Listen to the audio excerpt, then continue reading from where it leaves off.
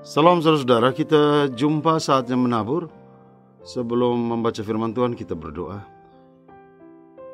Ya Tuhan Yesus, berkati kami, terangi kami dengan kuasa Roh Kudus, agar firman yang akan kami bahas ini memberi kami pengertian, dan kami terus mencintai firman-Mu sampai selama-lamanya. Amin. Bacaan kita 1 Raja-Raja pasal 21 ayat 1 sampai 16, temanya adalah membela hak atas tanah demi masa depan segenap ciptaan. Saudara-saudara, kita akan tahu bahwa teks ini menggambarkan kondisi Israel yang telah terpecah, dan Raja Samaria bernama Ahab, dia anak Omri, penyembah berhala, menikah dengan Isabel, putri Raja Sidon, yang juga terkenal dengan penyembahan berhalanya. Dan rupanya Ahab jatuh hati pada tanah dan kebun anggur Nabot yang lokasinya bersebelahan dengan tanah Ahab, atau mungkin dekat istananya.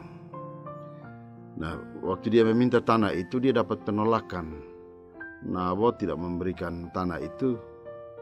Kita bertanya mengapa Nabot menolak. Saudara, bagi orang Israel kuno, tanah bukan sekedar sumber makanan, tempat untuk membangun rumah, tempat menanam, atau pemandangan untuk dinikmati. Tanah, tanaman, dan air adalah pemberian dari Tuhan. Tuhan memberi orang Israel tanah Kanaan sebagai berkat perjanjian. Itu selalu menjadi tanda bahwa mereka adalah umatnya, dan bahwa apa yang dimiliki oleh Nabot itu adalah cara Tuhan memelihara kaum keluarganya. Jadi Nabot dalam posisi ini dia mengerti bahwa kebun anggur itu dia memiliki makna penting lebih dari sebidang tanah. Itu dia sebutkan sebagai warisan nenek moyang. Pernyataan ini menyiratkan bahwa tanah adalah berkat yang diberikan kepada kaum keluarganya, dan ketika orang Israel keluar dari Mesir, ini bukanlah sebidang tanah yang harus dibeli atau dijual dengan mudah. Ini adalah tanah yang menunjukkan identitas, menghubungkan Nabot dengan leluhurnya, dan juga menghubungkan Nabot dengan Yahweh Tuhan yang ia sembah. Nah, karena itu sangat berdosa bagi Nabot jika dia melepas tanah itu, karena melepas kepemilikan, melepas identitasnya.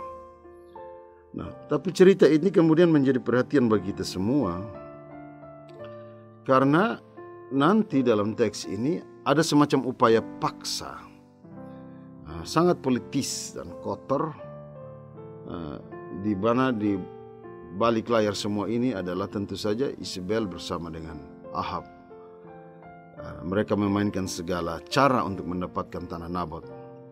Dan karena itu dalam teks ini paling kurang ada 3 soal, yaitu pelanggaran terhadap makna tanah sebagai tanda pemberian Allah, ketamakan yang ditunjukkan oleh penguasa, dan peran Isabel yang mendominasi kepemimpinan Ahab, menunjukkan bahwa kekuatan penyembahan berhala begitu kuat.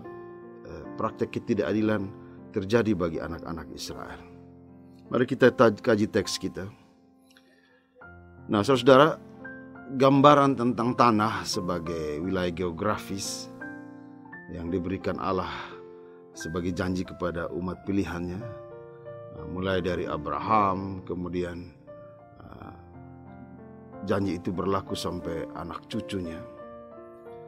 Dia dalam konsep itu Israel yang terletak di Kanaan kuno di ujung timur laut Mediterania, itu adalah tanah yang memang memiliki nilai tersendiri, memiliki nilai teologis yang kuat.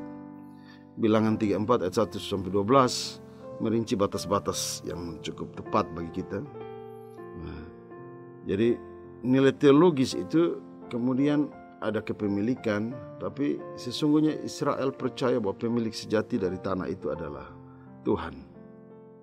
dalam perjanjian lama dan baru, janji itu kan terus ada, bahwa Tuhan memberkati para pengikutnya yang setia itu ke tempat satu wilayah khusus, dan tanah memiliki makna perjanjian baik untuk keberlangsungan hidup orang-orang percaya maupun tanah sebagai tempat di mana berkumpulnya orang-orang dalam kesukaan. Kita memahaminya sebagai proses eskatologis. Nah, karena itu saudara, konsep tanah perjanjian itu kita bisa baca dalam Keluaran 13 ayat 17, 33 ayat 12, Ulangan 1 ayat 37, Yosua 5 ayat 7, Yosua 14 ayat 8, Mazmur 47 ayat 4. Bahkan gambaran tentang tanah yang diberkati, negeri yang berlimpah susu dan madu, itu kita temukan 19 kali dalam Alkitab. Jadi di mana konsep perjanjian disampaikan, tanah menjadi suatu tanda nyata dari cara Allah memelihara kehidupan. Prinsipnya adalah Tuhanlah yang memberikan tanah, sehingga umatnya perlu menjaga tanah itu, menjaga identitas, tapi menjaga perjanjian dengan Tuhan. Sebagai tanah menjadi semacam representasi dari pemeliharaan Tuhan, tapi suatu upaya menjaga penyembahan kepada Tuhan. Karena itu kita juga tahu misalnya dalam hukum ekonomi Yobel, kepemilikan tanah tidak boleh memutuskan hubungan antara umat dan Tuhan. Ada masa-masa di mana tanah dibebaskan. Nah, ketika kita lihat teks kita, saat di mana Ahab menginginkan kebun anggur sebagai mana dinyatakan dalam ayat 2, Ahab sebenarnya sebagai orang Israel, ajaran-ajaran para leluhurnya tentang hukum tanah yang telah diterima sejak kecil, bahkan tradisi yang hidup di antara mereka, dia tahu bahwa itu sesuatu yang memiliki nilai teologis. Tetapi Ahab menawarkan untuk membeli tanah itu atau memberi Nabot sebidang tanah yang lebih baik. Jika kita melihat permintaan Ahab, di situ ada soal yang tidak biasa. Ia meminta kebun anggur agar mau dijadikan kebun sayur. Peter Welitz mengingatkan kita bahwa cara permintaan atau semacam lobby Ahab adalah sebuah simbolisasi. Karena kebun anggur itu simbol keabadian bagi orang Israel, simbol berkat Yahweh atas umatnya. Dia ingin mengubahnya menjadi kebun sayur. Itu juga melambangkan simbol Mesir atau simbol kefanaan. Jadi ada berkat tapi ada kehampaan di situ. Jadi di balik permintaan ini ada satu upaya menggeser suatu pemahaman iman yang diajarkan para leluhur Israel. David Gisik bahkan berkata, ketika seseorang menyadari bahwa Israel kadang-kadang digambarkan dalam perjanjian lama sebagai pokok anggur di bawah pemeliharaan khusus Allah, kemudian menjadi jelas bahwa keinginan Ahab untuk mengganti kebun anggur dengan sayur dimaksudkan untuk dilihat sebagai simbol dari keinginan yang lebih dalam.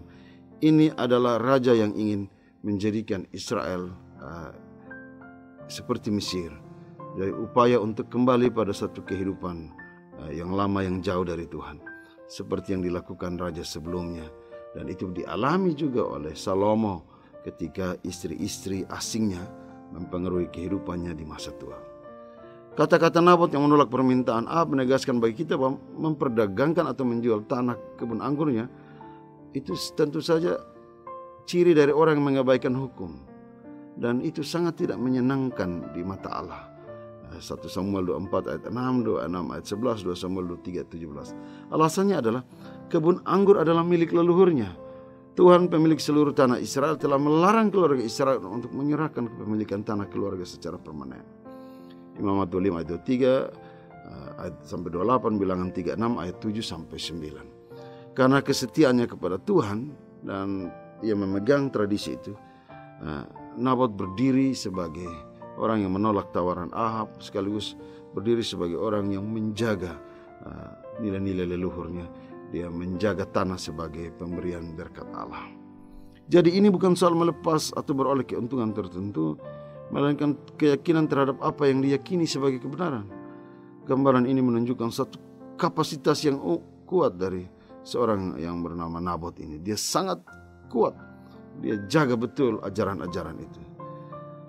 Ketika Nabot menggunakan haknya untuk menolak, kita lihat Ahab berperilaku seperti anak kecil yang pemarah, sebuah indikasi bahwa dia tidak layak menjadi raja.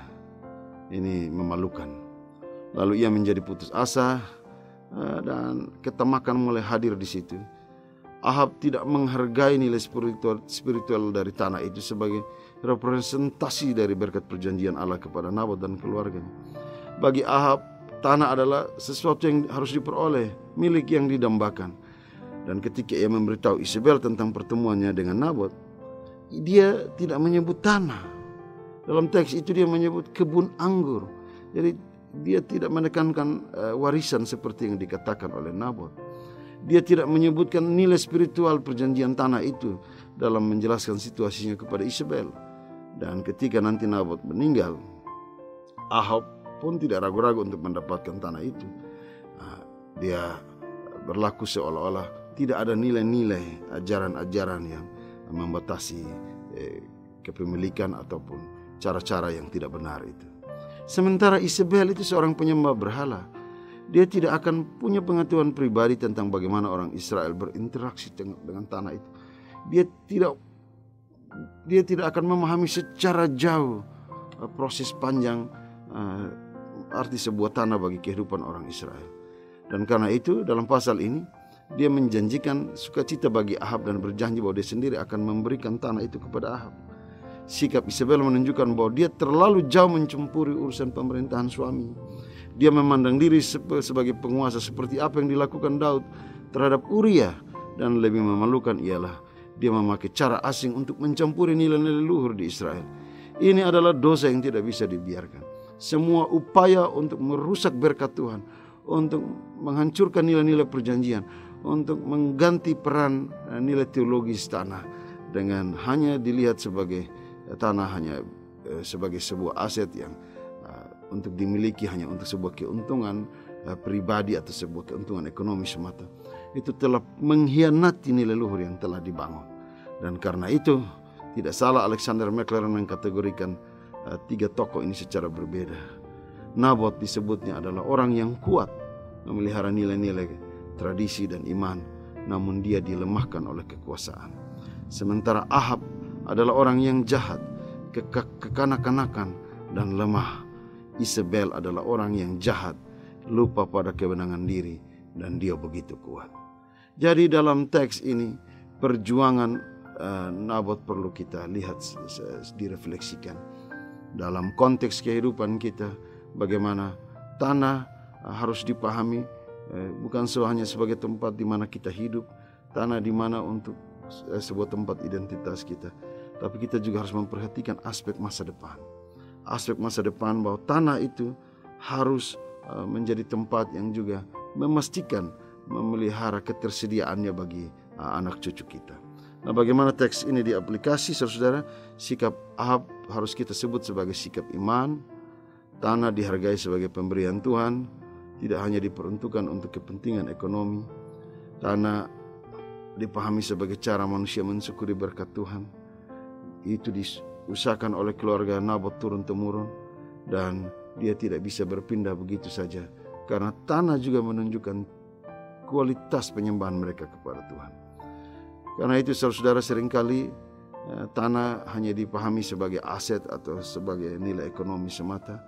Mereka banyak kali di antara kita melupakan bahwa tanah ini juga menunjukkan cara Allah mengasihi kita semua, sehingga tanah perlu dijaga, dirawat, diusahakan bagi kehidupan kita semua. Nabot telah mengambil posisi yang tepat. Tanah harus tetap dijaga, diusahakan sebagai tanda syukur kepada Allah. Sikap arogansi Ahab dan terutama sikap kekerasan yang dilakukan oleh Isabel ini menunjukkan kepada kita bahwa ada gejala di mana kekuasaan bisa merusak nilai-nilai yang sudah ada. Ada gejala di mana bahwa persoalan-persoalan tentang tanah seringkali mengabaikan nilai-nilai spiritual atau nilai-nilai luhur yang kuat. Kita yang ada, mari kita jaga apa yang kita punya, sebab dari tanahlah kita berasal, di atas tanahlah kita hidup, dan dari situlah kita akan melihat penyertaan dan pemeliharaan Tuhan. Usahakan dan jaga tanah kita untuk kehidupan kita di masa kini dan di masa depan. Tuhan memberkati kita. Amin. Mari kita berdoa. Bapa Surgawi, berkati kami agar firman-Mu menjadi suatu berkat bagi kami dan menjadi berkat yang kuat ketika kami boleh merefleksikan dalam kehidupan berjemaat kami. Pelihara kami, jauhkan yang jahat, dalam nama Tuhan Yesus kami berdoa. Amin.